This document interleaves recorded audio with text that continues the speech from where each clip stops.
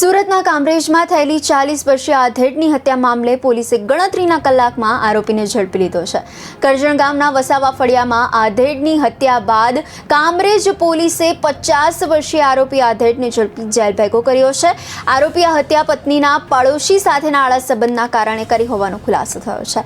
આધેડે પોતાની પત્નીને પાડોશી સાથે આપત્તિજનક સ્થિતિમાં જોઈ જતા ઉશ્કેરાઈ જઈને લોખંડની પાઇપ વડે હુમલો કરી દેતા આધેડનું મોત થયું હતું।